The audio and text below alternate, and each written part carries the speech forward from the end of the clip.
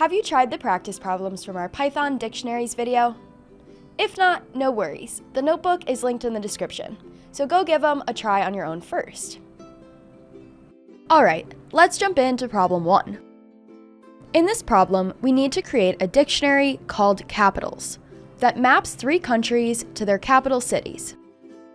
Once we create the dictionary, we need to print Japan's capital using its country name as the key. Using a dictionary here, instead of another type like a list, makes sense because we have named relationships. Each country maps to a specific capital. Okay, to get started, we create the dictionary with curly brackets. Inside the brackets, we write each entry as a key value pair, the country name as a string, followed by a colon, and then the capital city as a string. Each pair is separated by a comma. To use this dictionary later, we'll assign it to the variable capitals. With the dictionary set up, we can search it for the capital city of Japan by writing the name of the dictionary, followed by the key Japan, and printing the result. When we run the cell, we get Tokyo, the value stored under the key Japan. By using a meaningful label as the key, we can easily look up any values. No need to remember positions or search through the whole dictionary. Great, let's move on to problem 2. In this problem, we're given a cafe menu dictionary and need to make 2 changes. Add a new item called latte with a price of $4.50 and remove drip coffee since it's been discontinued. The starting dictionary is already written for us, so we just need to add our modifications below it. To add the new latte item, we write the name of the dictionary, menu, followed by square brackets.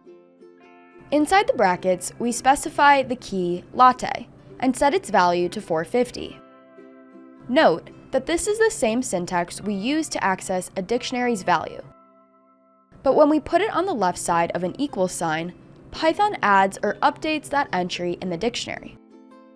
Next, to remove drip coffee, we call menu.pop and pass in the string drip coffee. To see what our dictionary looks like after those changes, let's print it. Running the cell, we see that drip coffee is gone and latte has been added. Awesome, let's move on to problem 3. In this problem, we're given a dictionary of 5 students and their test scores. We need to print all the students' names using the keys method. After that, we need to use the items method to print only the students who scored above 80. Let's start with printing students' names. Since the names are the keys in our dictionary, we can use the keys method to get the names as a list, and use a loop to iterate through them. Then, inside the loop, we can print each name. For the second task, printing only the students who scored above an 80, we need to output both the name of the student and their score. To get both the key and the value for each entry in the dictionary, we need to use the items method, which returns each key value pair as a tuple. We can then use a loop to unpack each tuple into separate name and score variables.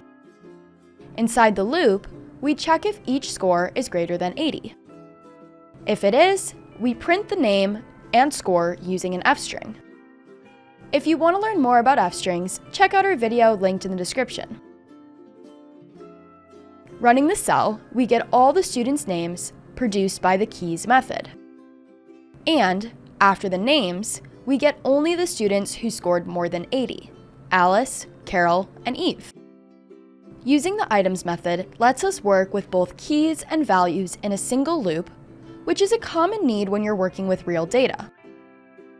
Awesome! Those are the solutions to our 3 practice problems.